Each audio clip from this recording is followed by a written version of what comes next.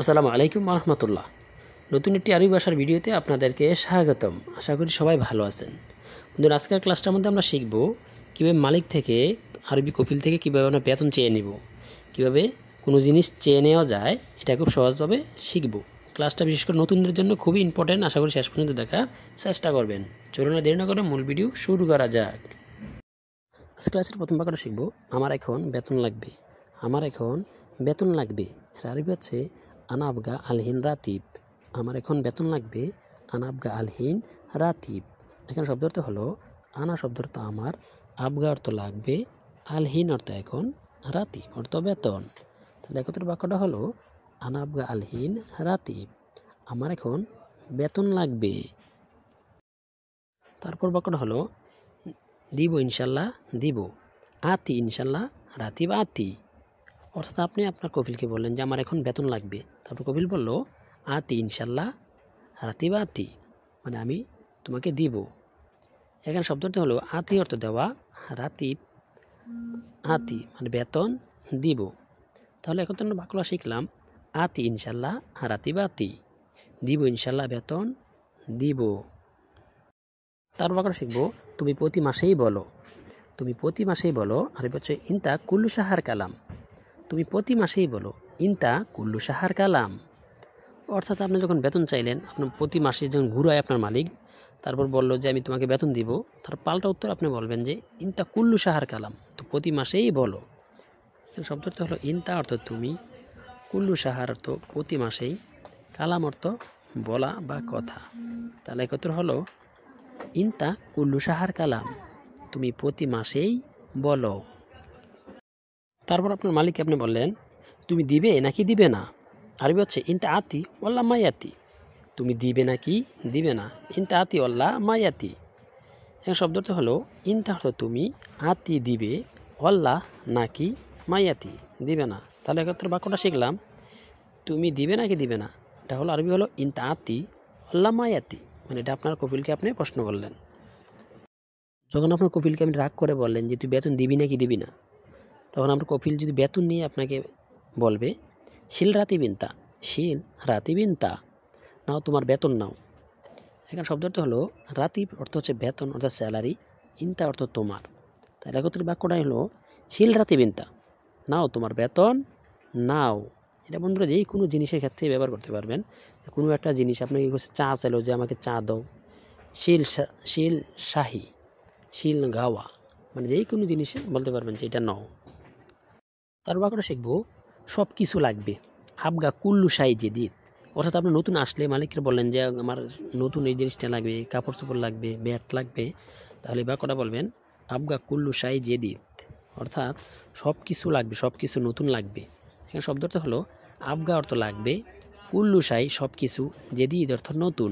তার কথা বাক্যটা হলো আবগা কুল্লু শাহি জেদিদ, সব কিছু নতুন লাগবে, সব কিছু আমার নতুন প্রয়োজন। তার বাক্যটা শিখবো হাদা জেদিদ, হাদা জেদিদ, এগুলো নতুন বা এটা নতুন। অর্থাৎ আপনার কফিল অথবা কেউ আপনাকে কোনো একটা জিনিস দিল, নতুন দিল, তাহলে এটা বলবে যে হাদা জেদিদ, এটা নতুন। এখানে শব্দ অর্থ হলো হাদা, শব্দ অর্থ এই, এটা বা এগুলো, অনেকগুলো ক্ষেত্রে ব্যবহার করতে পারবেন। জেদিদ অর্থ নতুন।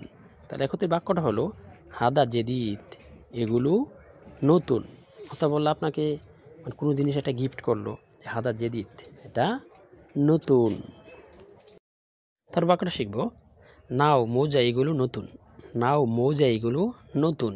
আর আরবি হচ্ছে শিল শার্রাফ হাদা জেদিদ, শিল শার্রাফ হাদা জেদিদ, নাও মৌজা এগুলো নতুন। মূলত বন্ধুরা একটা বাক্য দিয়ে এখানে আমি বোঝানোর চেষ্টা করলাম, মৌজা আরবিটা দিয়ে বোঝানোর চেষ্টা করলাম। আমরা প্রত্যেকটা শব্দর বিভিন্ন জিনিসের ক্ষেত্রে ব্যবহার করতে পারবেন, যেমন ফানিল্লা গেঞ্জি, অথবা শুজ, অথবা বান্তালুন, মানে বিভিন্ন ক্ষেত্রে ব্যবহার করতে পারবেন। ওকে, তাহলে এখানে আমরা শিখলাম শিল শার্রাফ আদা জেদিদ, নাও মৌজা এগুলা নতুন। এখানে শিল শব্দ অর্থ নাও, শার্রাফ অর্থ মৌজা, হাদা জেদিদ এগুলো নতুন। তাহলে এখন তো বাক্যটা আমরা বলতে পারি শিল শার্রাফ হাদা জেদিদ, নাও মৌজা এগুলো নতুন। তার বাক্যটা শিখবো মৌজা ব্যাগে রাখলাম, মৌজা ব্যাগে রাখলাম। আরবি হচ্ছে হাদা শার্রাফ রাকিব কিস, মৌজা ব্যাগে রাখলাম, হাদা শার্রাফ রাকিব কিস। এখানে শব্দ অর্থ হলো শার্রাফ অর্থ মৌজা, রাকিব অর্থ রাখা, কিস অর্থ পলিথিন ব্যাগ। ওকে, তাহলে এক উত্তর বাক্যটা হলো হাদা শার্রাফ রাকিব কিস, মৌজা ব্যাগে রাখলাম। তারপর বাক্যটা শিখবো পরে সে মনে করবে। পরে সে মনে করবে আরবি হচ্ছে বাদেন হুয়া ফাক্কের। বাদেন হুয়া ফাক্কের অর্থ পরে সে মনে করবে। এখানে শব্দ অর্থ হলো বাদেন অর্থ পরে, হুয়া অর্থ সে, ফাক্কের অর্থ মনে করা বা মনে করবে। তাহলে এক উত্তর হলো বাদেন হুয়া ফাক্কের, পরে সে মনে করবে। তার বাক্যটা হলো এখন পরে নাও। এখন পরে নাও এলবেস আলহিন। এখন পরে নাও এলবেস আলহিন। এলবেস তো পরিধান করা, আলহিন অর্থ এখন। তাহলে একত্র বাক্যটা হলো এলবেস আলহিন, এখন পরে নাও, এখনই পরে নাও। অর্থাৎ কোনো একটা জিনিস আপনাকেও আমরা বলি না যে এই জামাটা পরে নাও, অথবা এই জুতাটা এখনই পরে নাও, অথবা এই কাপড়টা এখনই পরে নাও, এটাকে বলা হয় এলবেস আলহিন, এখনই পরে। এলবেস অর্থ পরিধান করা। ওকে, তাহলে শব্দ অর্থ এলবেস অর্থ পরিধান করা, আলহিন অর্থ এখন। তাহলে বাক্যটা হলো এলবেস আলহিন, এখনই পরে নাও। তার বাক্যটা শিখবো তুমি এটা কি পরেছো। তুমি এটা কি পরেছো আরবি হচ্ছে এস হাদা এলবেসিন্তা। এস হাদা এলবেসিন্তা, তুমি এটা কি পরেছো। এখানে শব্দ অর্থ হলো এস অর্থ কি, হাদা অর্থ এটা, এলবেস অর্থ পরেছো, ইন্তা অর্থ তুমি।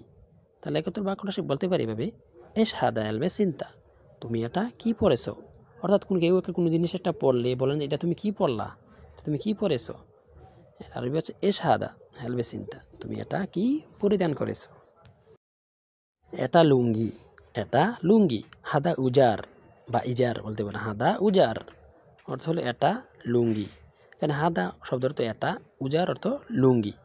তাহলে কত বাক্যটা হলো হাদা উজার, এটা লুঙ্গি। তার বাক্যটা শিখবো এটা কেন পরেছো। এটা কেন পরেছো লেশ এলবেস হাদা। এটা কেন পরেছো লেশ এলবেস হাদা, এটা কেন পরেছো। এখানে শব্দ অর্থ লেশ অর্থ কেন, এলবেস অর্থ পরেছো, হাদা অর্থ এটা। কত বাক্যটা হলো লেশ এলবেস হাদা, এটা কেন পরেছো। এটা নিষিদ্ধ, এটা নিষিদ্ধ বা নিষেধ। হাদা মমনু, হাদা মমনু। শব্দটা হলো হাদা অর্থ এটা, মমনু অর্থ নিষিদ্ধ বা নিষেধ। এটা নিষিদ্ধ, হাদা মমনু।